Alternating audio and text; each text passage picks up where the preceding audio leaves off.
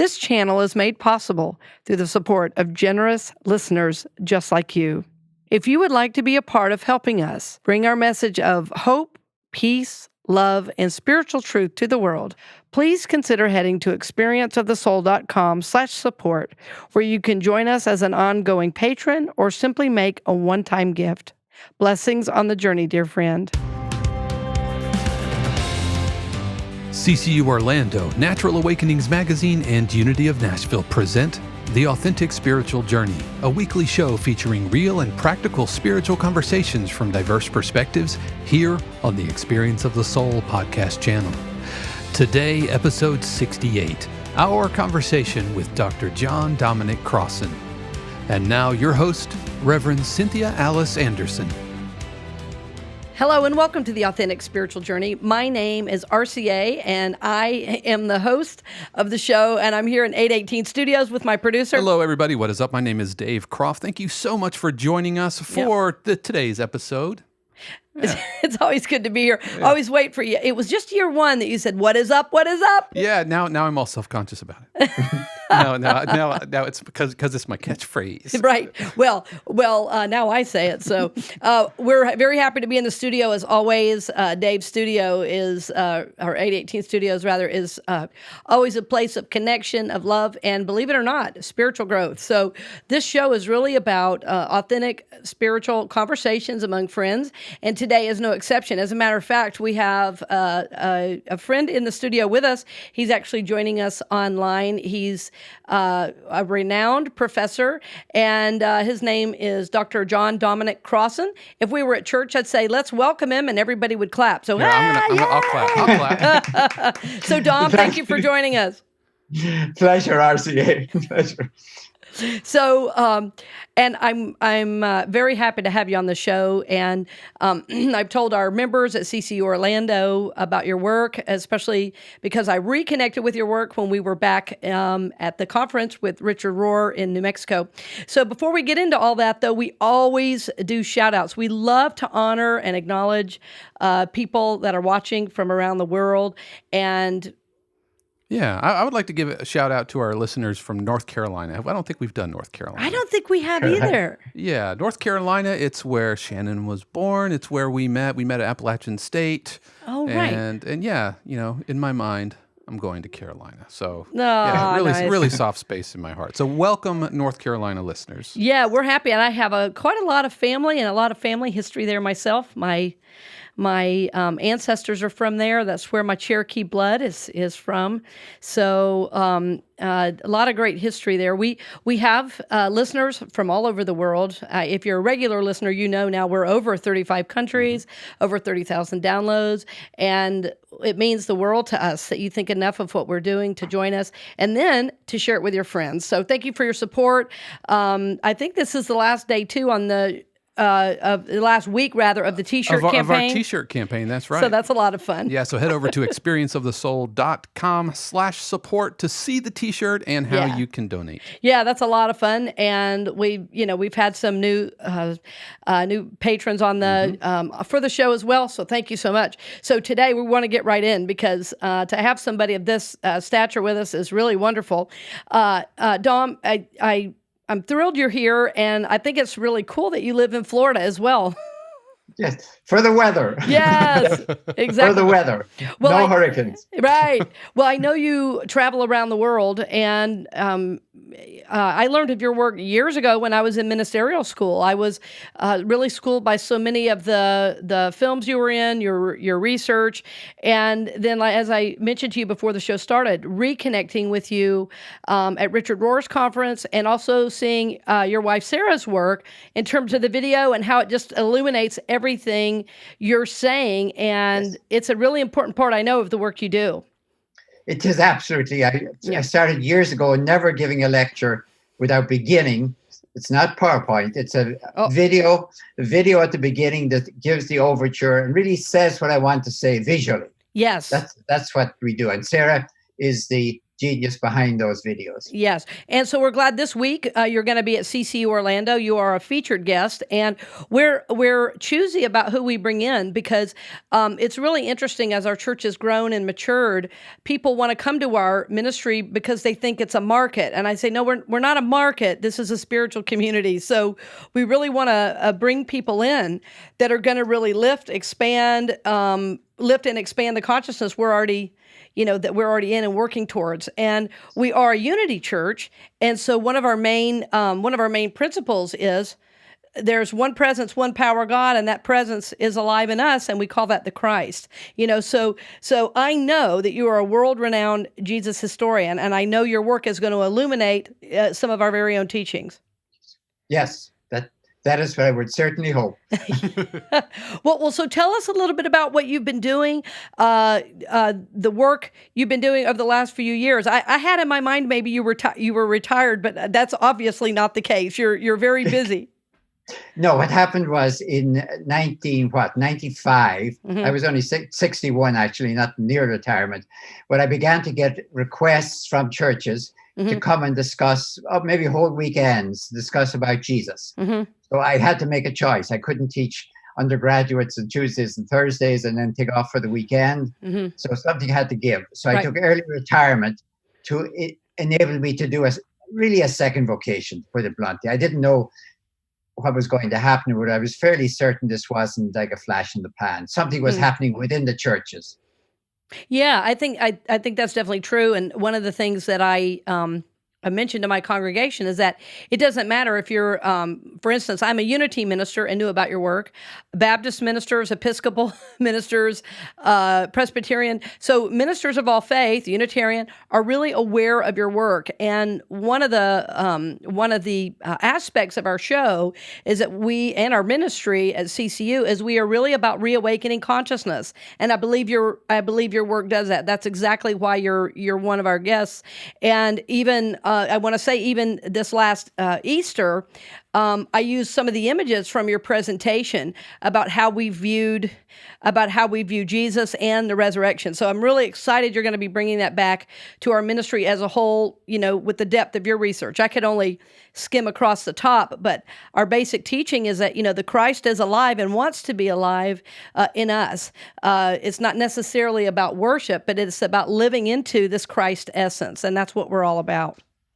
Yeah, what happened to us, actually, as you know, around the year 2000, the Borgs of the Crossan started a Borg Crossan pilgrimage every year to Turkey in the footsteps of Paul. Yes. And really, we were focusing on Paul, but then we began to notice, as we moved across Eastern Christianity, that wait a minute, every image they have for the main incidents in the life of Jesus, like the birth or the entry into Jerusalem, they kind of look just like ours over here in the West, until you get to the most important one of them all, the resurrection. Yeah. And their imagery, their iconography is radically different, not just different in minor details from ours. So we started to begin to wonder what's going on, what happened between Western Christianity and Eastern Christianity.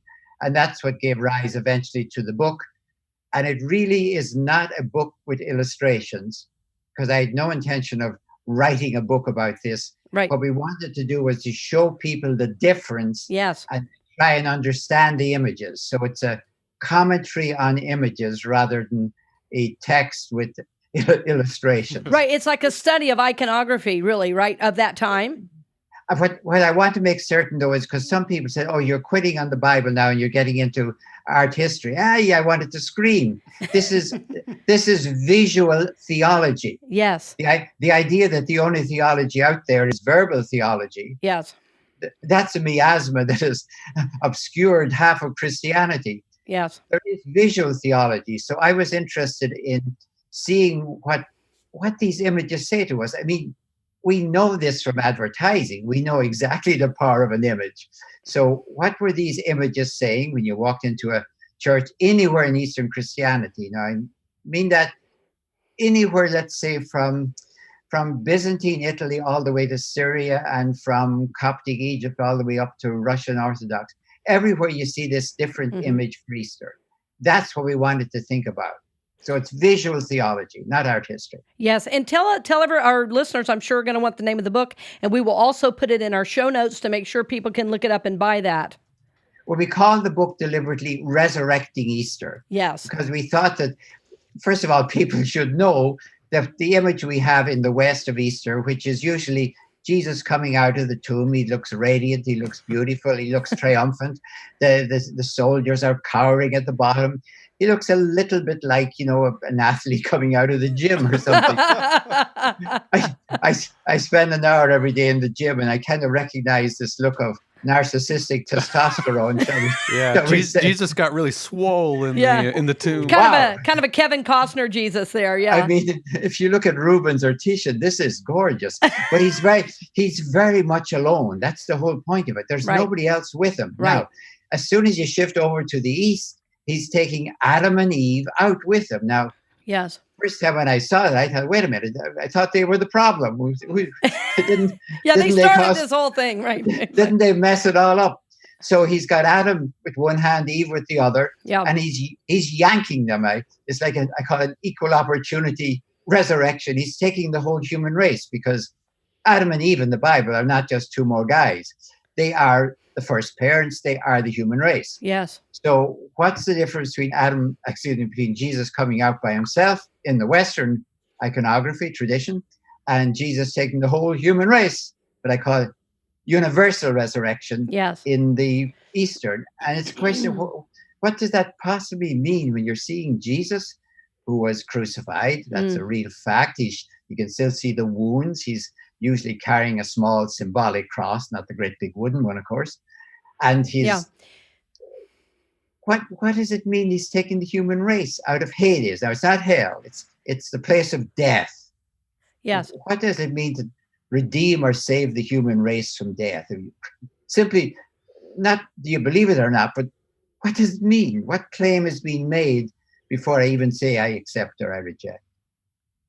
Yes, I think that's a beautiful idea to really work with. And one of the things in our ministry that we strive to do is really break apart traditional ideas, because we know that so many of those ideas were put in place, frankly, for power and control in the early church, and they're not really based on, in my view, the original teaching or life of Jesus. So we always find research and new ideas very meaningful. And so what really worked in me with this whole concept this last Easter is, and if I'm remembering correctly on the images, not only Adam and Eve, wasn't there also King, wasn't King David? Yeah, King David. Yes, if you only have two, it has to be Adam and Eve. Yeah, it has to. Yeah, there's a few cases. Not very polite cases where it's Adam only, as if he could have engendered the whole human race by himself. Generally speaking, a woman helps in the birth of children. They play a small role. Right. A small role. Sometimes the Bible tends to forget that. Males engender males. So if there's only two, it's Adam and Eve. That's the crucial thing. Now, if you start expanding it, the next two that start appearing are David and Solomon. You recognize them because David is crowned and bearded, and good old Solomon, his son, is crowned but unbearded.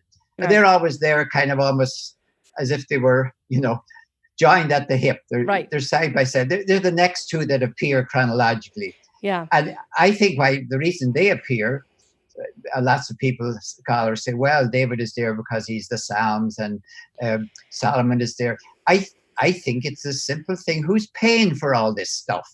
If I'm the king and I'm paying for this gorgeous mosaic that's going up in the one side of the chapel, I would like to have a good king up there. And by the way, a good dynasty too. So I want not just David, because I get nervous when there's no dynasty, says the king. So I have a feeling that David and Solomon become very big as a sort of advertisement. Yeah. But the good king, like me, who's paying for this. And then the other two you start to get are the first martyr of the Old Testament, Abel. Yeah. And the first martyr of the New Testament, John the Baptist. And you know them because Abel usually is young, beardless, and has a shepherd's crook in his hand. And John the Baptist, because he usually needs a shave and a haircut, of course. So those really are the only iconographically recognizable 6 that appear. So it's interesting that you get 2 ancestors, 2 kings, and 2 martyrs. Yeah. So Dom, what's the reason for the breakdown? Is it just what happened in the anglification of that saw Jesus as this lone figure? Well, what started off, if I can go back to the first millennium of Christianity, now forget any East and West, because it doesn't, of course there was an East and a West always, but when you're talking about somebody like Constantine, it makes no sense to say, is he East or West? So in the first millennium, there were 2 different models. And I think they were both, either one of them could have become normative for all of Christianity in the first millennium. One was what I call that individual resurrection, the one of Jesus alone. And the other was the universal resurrection. And they were both there. I think they were both options. What happened, of course, is in the second millennium, and especially after 1204, when the Fourth Crusade was hijacked to destroy Constantinople rather than liberate Jerusalem, all of a sudden, East is East and West is West, and the split is on, and we're going with our Western image, and you can have your Eastern image, and the split, which I don't think was necessary to happen at all in terms of iconography. Now, a final thing, of course, from maybe about the 1500s on, they start to have reconciliation of the 2 images. There's a lot of Russian icons, almost in an upstairs, downstairs, like that old television program, upstairs, downstairs. Upstairs, you see Jesus coming out of the tomb in the Western image. Downstairs, right below him, you have an equal space, but below him, he is liberating the whole human race from Hades. So there was at least some attempt in especially the 1500s, 1600s, and especially in Russia, not exclusively, but especially in Russia, to put these 2 together. I think myself, the image of Easter is far more powerful when they're both there, when in the lower vector, as it were, Jesus liberates the human race, and in the upper one, he comes back to tell us, okay, get with the program. It's not just about me doing all the work, get with it. So I find the double image far more powerful than either alone. But if I have to choose either alone, I am going with the Eastern image because I think it's in closer continuity with the biblical tradition. I think, for example, if the Corinthians had said to Paul, okay, you're always talking about crucifixion. Now we all know what that's like. We've seen it. But you're talking about this resurrection thing. Could you draw us a picture? Please draw us a picture of what you think you could have seen if you were there. I think Paul would have drawn something like the Eastern imagery rather than the Western imagery. So I'm really interested still in the biblical tradition. I'm not, as I said, sliding into just even visual theology. I want to know which of these images is a better continuation of the biblical tradition of resurrection. What was meaningful, I think, to our community this last Easter was really the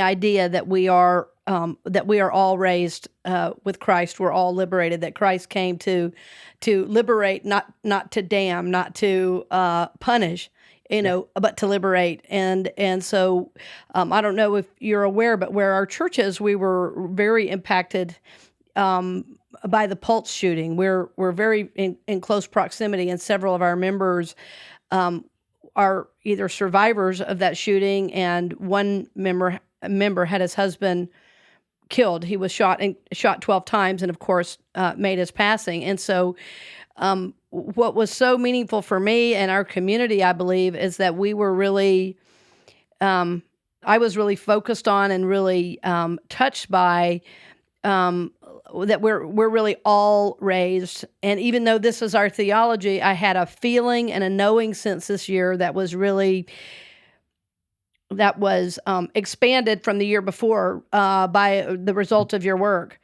Even though, like I say, this is our theology, and I knew it in my head, but I had a feeling sensation of it. And in the Sunday mornings, and we had 3 services. It was really about everyone being raised, especially the outcasts, especially the ones forgotten about, even the ones that started the whole thing. That we're all raised with that Christ presence. Yeah, it's really the basic Christian vision. Yes. In one sense, of course, it's a challenge. It's not, oh, we're all raised, goody, goody, goody, goody, so we're home free, and not quite. Paul spends a lot of time when he writes to the Romans, reminding them that when they're baptized, they have to sort of actualize exactly that status. It's not enough just, as it were, to say, well, I'm baptized now, I'm home free. It's an offer. Mm-hmm. We are supposed to be living, Paul would say, resurrected lives. Yes. And it's quite clear when he describes neither Jew nor Greek, neither male nor female, neither slave nor free. What that means is that the basic discriminatory us versus thems that every society seems to have set up. There's us versus them. Yes. Whoever us are. And there's slave versus free. Or there's male versus female. Or there's conqueror versus conquered, which is the great Roman one. Yes. So it's very necessary to remember that in the Eastern iconography, Jesus is in 4 different ways insisted that he is the crucified one. For example, he has a halo on his head, which has a cruciform shape within inside it. As I mentioned, he's always carrying, and it's really awkward. He's carrying in his left hand, rather large. It's a ceremonial cross, but it's a big, awkward thing. So when he's trying to give one hand to Adam and one hand of Eve, and he's running out of hands, an angel has to step up to hold the cross. So, and also even the gates of Hades, they're bifold gates. They tend to be put in the cruciform shape. So you're constantly remembered, hey, it's the executed one, the one who was executed for nonviolent resistance to Roman power, imperial power, that is resurrected. It's not just a nice guy or, who patted little babies and told little stories and he was a nice guy and that's nice. It was the executed one, and he was executed for a very specific thing. He wasn't run over by a chariot or lynched by a mob. He was executed by the Romans, who took one look at him, and Pilate got it right. The Romans, if you were a violent resistor, they crucified you and all your top lieutenants in a nice row, so everyone would get the message. That's what happened to Barabbas. He's in jail along with his followers. The Roman law said that if you create a tumult among the people, or if you create disturbances among the people, we call them activists, I think. Yeah. If you do that, then you will be crucified or cast to the beasts. Or if you're an elite, we'll just send you to an island. Never quite sure why being sent to an Aegean island is a punishment, but anyway, that's what the Romans did. So I think it's very important that Pilate, by executing Jesus, but not rounding up his followers, certifies first that Jesus was doing nonviolent resistance. So the overall message of Easter is really that nonviolent resistance will save our species. Adam and Eve are our species. They're the human race. Right. Well, I want to get to that, and I want to go to a break, but when we come back, I want to hear a little bit more about your personal journey around some of this, your personal spiritual journey, as well as how you're relating it to society today. And you already started that. So we'll be back in just a few minutes with a little more from Dr. John Dominic Crossan. Thank you for joining us today. We'll return to the program in just a few minutes, but first, we wanted to give a special word of thanks to our podcast partner, CCU Orlando, who has helped make this episode of the Authentic Spiritual Journey possible. CCU Orlando is a welcoming community dedicated to transforming lives, celebrating diversity, and supporting soul growth. CCU Orlando is located at 771 Holden Avenue in Orlando, Florida, with Sunday services at 9 and 11 a.m. You can stream services live online as well as learn more at christchurchunity.net. We'd also like to thank Natural Awakenings magazine of Central Florida, Greater Orlando. Each month, Natural Awakenings magazines across the country take a practical look at the latest natural approaches to nutrition, fitness, creative expression, personal growth, and sustainable living. Natural Awakenings magazine is a free publication and is available in selected stores, health and education centers, healing centers, public libraries, and wherever free publications are located. You could learn more, including advertising opportunities for your business, by calling 407-628-0705. And finally, we'd like to extend our special thanks to Unity of Nashville, a sister ministry of CCU Orlando. If you're searching for a like-minded church community and a personal connection that supports your heart and mind in the Central Tennessee area, then join Unity of Nashville at 10 a.m. every Sunday morning at 5125 Franklin Pike. For more information, head over to unityofnashville.org. And now we return you to this week's episode of The Authentic Spiritual Journey with your host, Reverend Cynthia Alice Anderson. Welcome back. We are in the studio today with Dr. John Dominic Crossan, and he is really a world-renowned Jesus historian, and I love saying that, and I love having you on the show. You always cause me to think, and I know that's a good thing because, again, I think part of the issue in not just Christianity, but religion today is we believe without really taking what we've been taught and working with it on a deep spiritual level. And that's what we seek to do always. So in having said that, Dom, I want to hear a little bit about your specific individual spiritual journey, and if it was tough, easy, interesting in terms of where you are now with the teachings that you work with. So how has that grown, expanded, transformed in your life in the last 20 years? Sounds like you've been doing a lot of personal exploration. You're not saying that, but that's what I'm feeling. Well, as you can tell from my accent, of course, I was born in Ireland. Yes. And one very important thing is, before I ever even heard of the Bible, because in the Roman Catholic tradition, we don't do the Bible. The big book as I was growing up was the Missal. I was an altar boy, and carrying the big book was the Missal. Yeah, right. So, but in school, in boarding school in Ireland, I had 5 years of Greek and 5 years of Latin. So I read the Greek and Latin stuff before I ever got to read anything in the Bible. And I was well able to hear a story, even an ancient story from 2,000 years ago, get the point, and not get really wrapped up totally in, is that true or false? When I was 11 years of age, I was reading in Latin the Gallic Wars of Caesar. And yeah, we were Irish and we were Celts. And I had some little idea that maybe, this wasn't all quite as easy as it sounded in here. But we were getting the Roman side, and the Celts weren't saying anything because they were all dead. So before I ever got to the New Testament, I knew how to respect the story, not dismiss it. Sure. Get a point and decide whether I thought the point was valid or not. Allow for a certain amount of elaboration, et cetera, et cetera. So when I was 16, I entered straight from an Irish boarding school into an American monastery. And, that's kind of funny. I thought to myself, this is asceticism, monastic asceticism. Try an Irish boarding school in Donegal if you want. With porridge every morning for 5 years. Try that and you'll know what asceticism is. But so I started, then it was my superiors in the religious order. I was a monk for 19 years. They decided that, well, you've got 5 years of Greek and 5 years of Latin, and most American students don't have that. So yeah, you're going to become a professor. Yeah. They decided. I didn't decide that. But it was lovely. I loved it. But my background meant that when I came to the Bible and came to this country and people started talking about literalism, yes. I really understood it. Honestly, I thought, well, they're talking metaphorically about literalism. They can't really be serious. Right. Why would you take all of this 2,000-year-old literally when you don't take all the other stuff equally serious? Right. From the Roman Emperor, literally. So I was quite able to say, okay, I get the point they're saying. I get the point they're saying. I can see metaphor in both cases.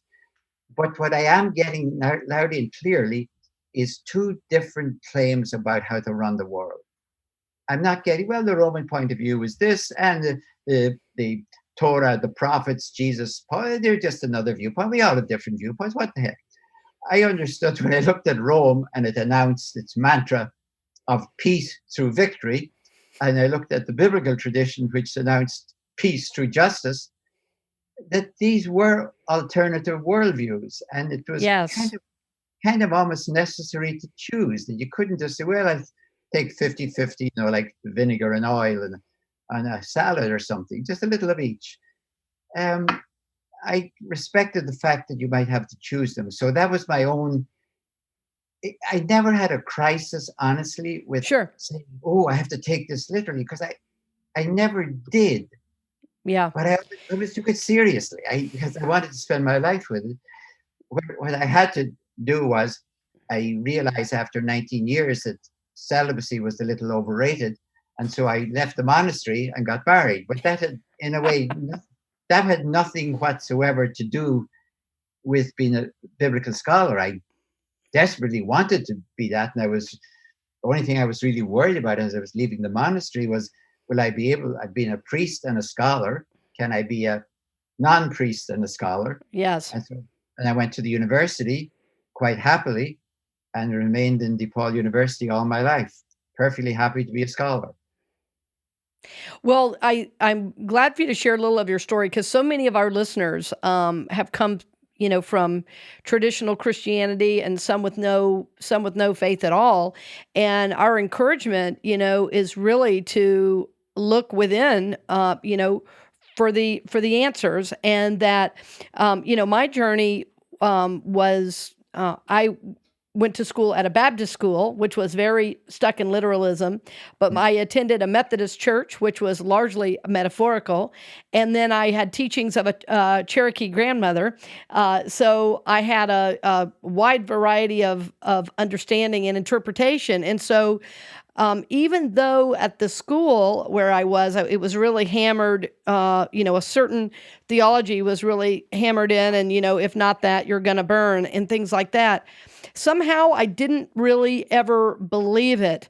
And I had moments of awareness. And as I grew and developed, I just realized that theology to me was not based in the incredible love that we, compassion, and, as you say, the nonviolent resistance, the incredible love that Jesus had for humanity itself.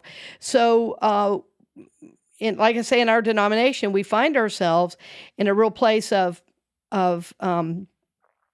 doing our best to live as this Christ essence and know more of it, and so we can share that with the world, not judge what everybody else is doing and say what everyone's doing wrong. So as I grew and came out of that, even though I'd always worked in the church, I worked in the church since I was 15. I read the Bible many, many times, went to a Christian college, but it was like there was something bigger that was going on. And in our teaching, we call that the soul, that our soul was guiding us, your soul was guiding you the entire time.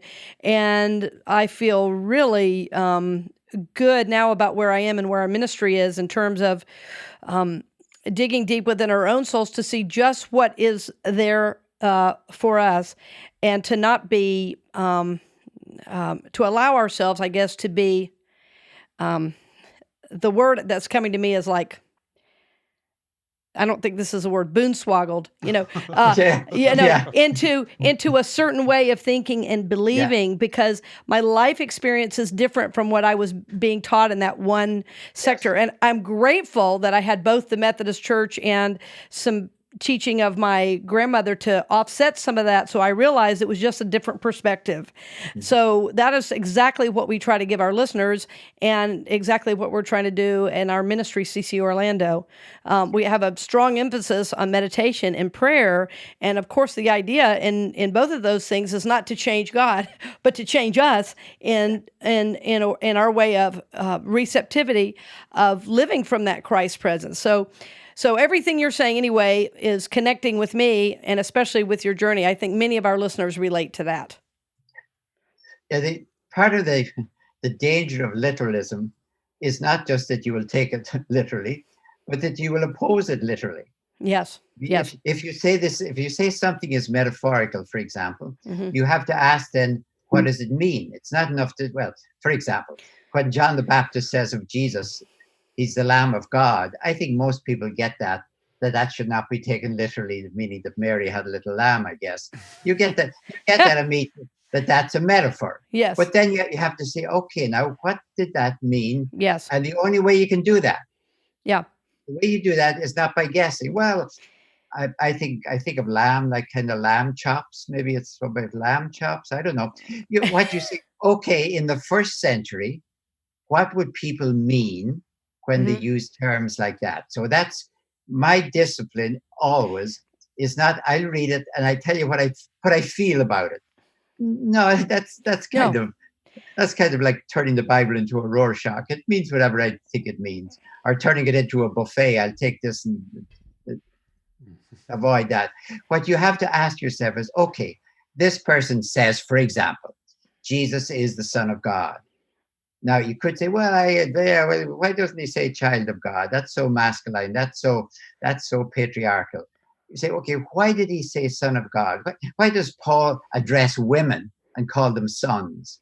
And the answer is because, of course, in that patriarchal society with male primogeniture, the son is the heir. So if I want to address you as a woman and tell you that you're heir of God and co-heirs with Christ, I may call you a son. It's having said that, understanding the culture, I don't translate then son of God into child of God or son and daughter of God, but into heir of God. And that's exactly what Paul does, of course, in Romans 8. He says, you, speaking to Christians, are heirs of God and co-heirs of Christ, not sub-heirs. Even.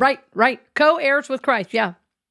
That's an astounding statement. So my method always is to ask when I'm confronted with anything from the Bible. Yeah. I don't say, well, I don't like that or I don't believe that. I say, okay, what did this person mean by that? Then afterwards, I may well say, no, I don't accept that today. I understand why you might have said that in the first century, but no, I don't. I will not accept that today. Well, sorry, go ahead. But I know why I don't. Yes, and I think I was very fortunate to have some really wonderful Bible teachers, both at the Christian college that I attended, as well as in Unity School. And one of the things that we always do first is look at what is the historical, cultural, time and place, people. What's the situation it was written, obviously, what you're saying. What was the message for the people then? And then what often happens, honestly, in Unity and in, we're under the umbrella of New Thought, which we consider ourselves metaphysical. And so a lot of people want to get really lazy then and do exactly what you're saying and say, well, what is it to me? Yeah. And the problem with that, I see, is that it really cheapens the sacredness of the text and what's trying to come forward. And so what we look at first is what is the meaning itself of the words. And then, if God is in everything, what is the God in that thing? Like if I say, if Jesus is teaching up on the mountain, that has a real specific meaning, not what do I think about it. Because I could say Jesus on a mountain was patriarchal, he was talking down to the people. But if I'm saying Jesus was on a mountain, oh, what is a mountain? Well, what is a mountaintop experience? It's elevated.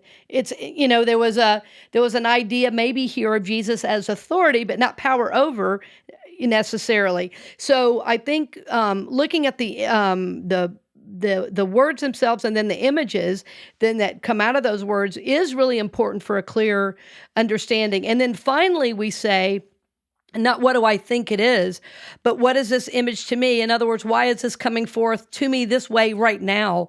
So we're looking, Let me give you an example. The book I wrote on the Lord's Prayer, the Our Father, I got a lovely letter from a lady, I think it was in Texas, very nice letter. She said, well, you talked about give us this day our daily bread. When I was growing up, she said, I was a Catholic, and I was told that I should say that, give us this day, comma, our daily bread. In other words, our daily bread was the day we got from God. And I wrote back to her and I said, that is really very lovely. But it's not what got Jesus crucified.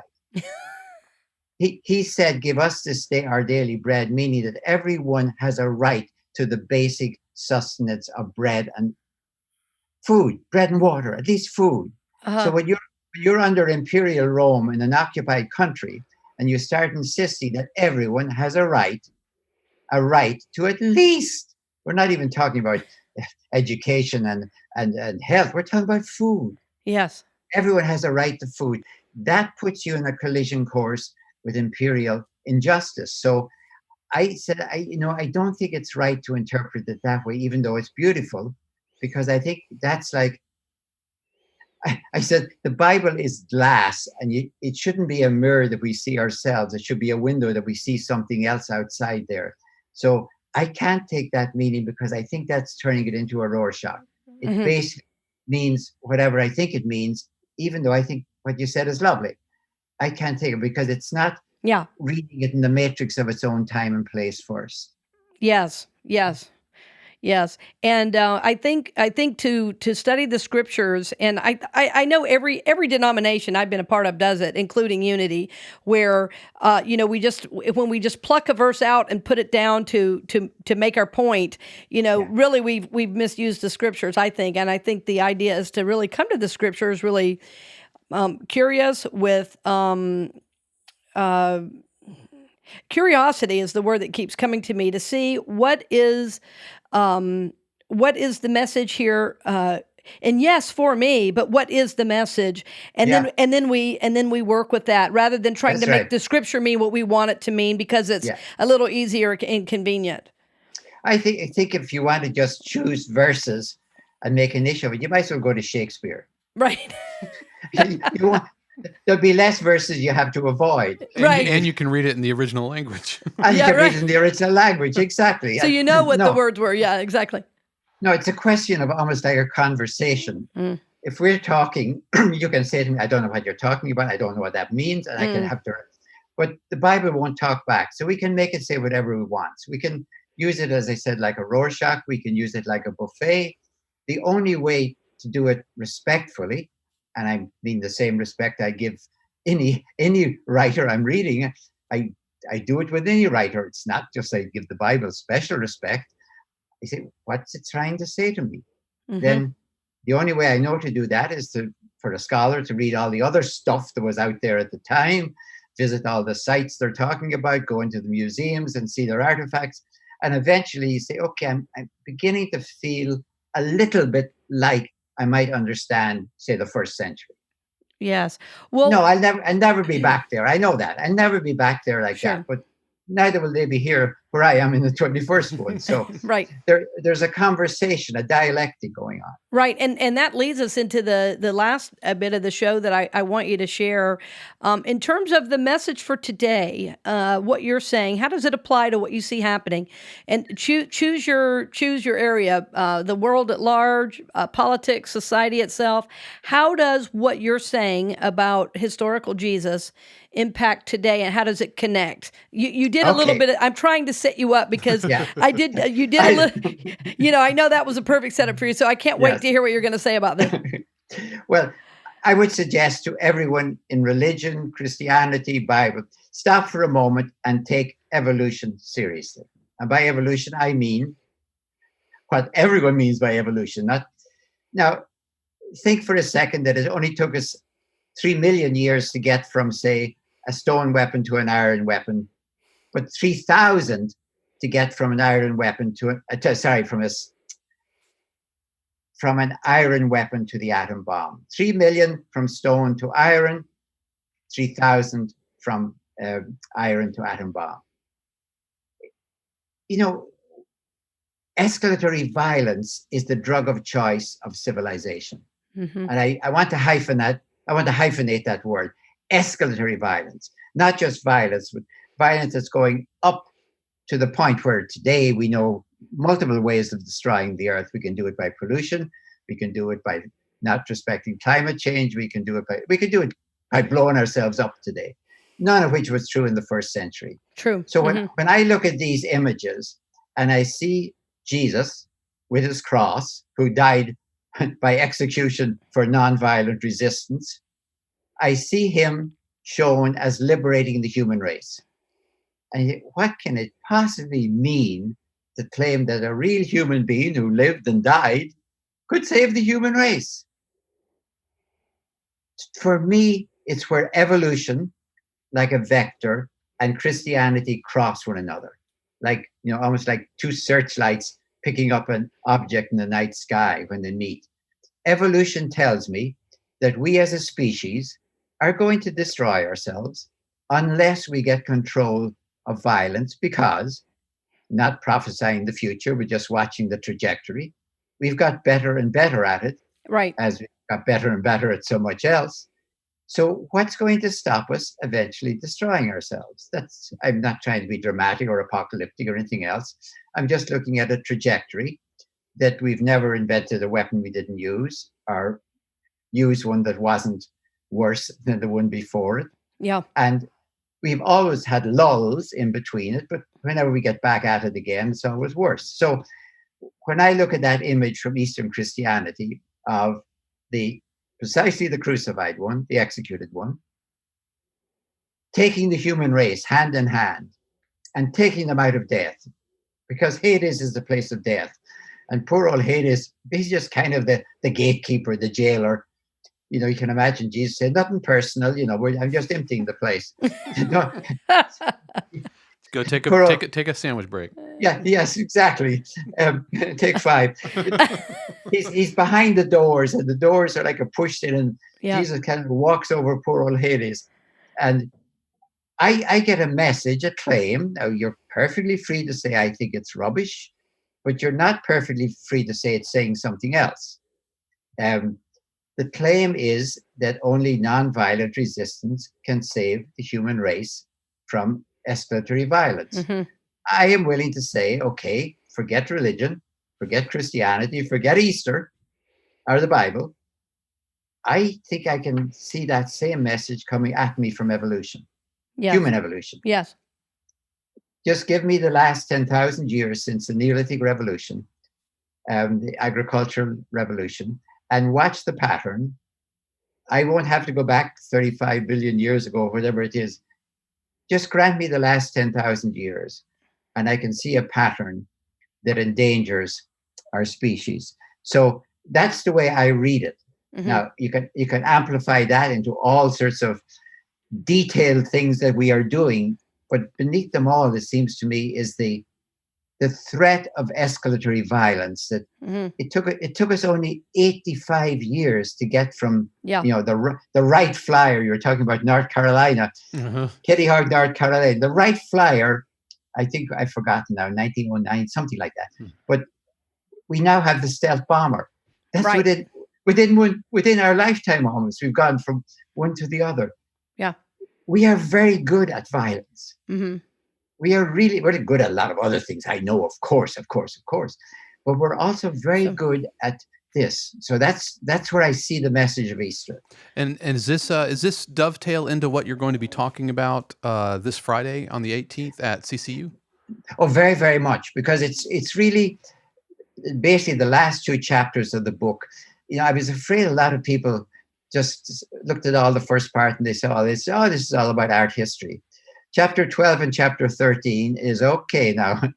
Granted all of this, and what is the claim that's been made? Now, by saying a claim, I don't mean that you have to accept it. All you have to do is not say it's saying something else. So it's perfectly possible for somebody to look at all of the Eastern tradition and say, well, I don't believe a word of it. Fine. That's you're free to do that. You are not free to say, well, it's just saying Jesus was a nice guy and he holds people by the hand. No, that's not quite right.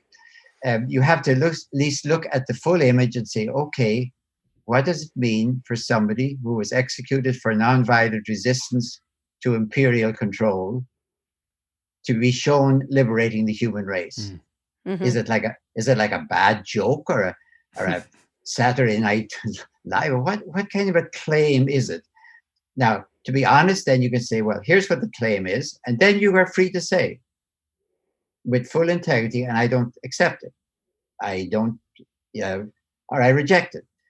what you're not free to say is it says something else. Mm-hmm. It's like if somebody else today makes a serious claim about what will happen when the waters rise a couple of inches on Miami, that, well, they're just talking about splashes. It'll splash the bottom of buildings. Nah, not really, because the bottom of buildings are where all the power is.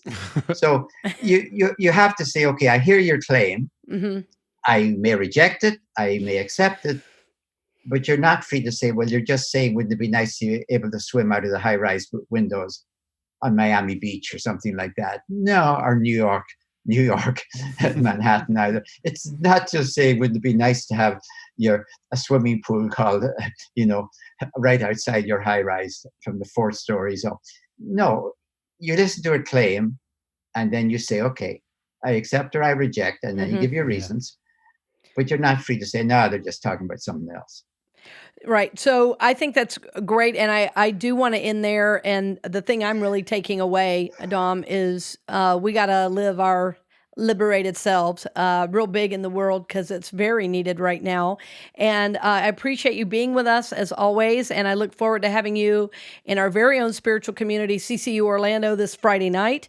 And it is at 7:00. And I know seating is limited. And we really hope to have a wonderful crowd, both to support your message, but also we want people to be living, again, liberated lives, and doing so with full knowledge of why that is the case. So we appreciate you, your life, your commitment to your scholarship, and the tremendous discipline you've had over the years. So we bless you, and Sarah, who's going to be with you at CCU Friday. What were you going to say, Dave? Yeah, I'm just going to say that tickets are still available. Seating is limited, and we do have group ticket discounts if you bring 2 or more. There's a break at 2 seats, and then there's a break at 5. I will have links to that in our show notes. Be sure to click on the show for episode 68. And this will not be live streamed. So if you are, if you're near us, maybe plan on making your trip down to 771 Holden Avenue. Right, and you don't have to be in our faith. As a matter of fact, we called many other faiths to be a part of this. We believe it takes all of us working together to lift humanity up to a higher way of being, and we appreciate you being part of that. Whether you are listening from Central Florida or from around the world, again, we thank you, we bless you, and we appreciate your support, and we continue to pray with you, supporting you on your authentic spiritual journey. Blessings, dear friend. And thank you so much for joining us, Dom. Thank you, Dave, and thank you, RCA, for having me. We hope you've enjoyed this episode of The Authentic Spiritual Journey, presented by CCU Orlando, Natural Awakenings Magazine, and Unity of Nashville. The Experience of the Soul podcast channel is also made possible through the continued support of our angel patrons, Dove Borland, Peter Gibson, Paul Caswell, J.J. Hamilton, Arlene Meyer, Kathy and Terry, Marcia Mott, Nora Miles, Diana Cox, Leslie Williams, and Susanna Garcia. If you would like to support the channel as a patron on an ongoing basis or through a one-time gift, head over to experienceofthesoul.com/support. And if you enjoy this podcast, help spread the word by sharing it with your friends and leaving a 5-star review on Apple Podcast, Google Play, Stitcher, or the platform of your choice. The Authentic Spiritual Journey is copyright 2019 Cynthia Alice Anderson, all rights reserved. Our theme music is composed by Dave Croft and used with permission. The Experience of the Soul podcast channel is a production of 818 Studios.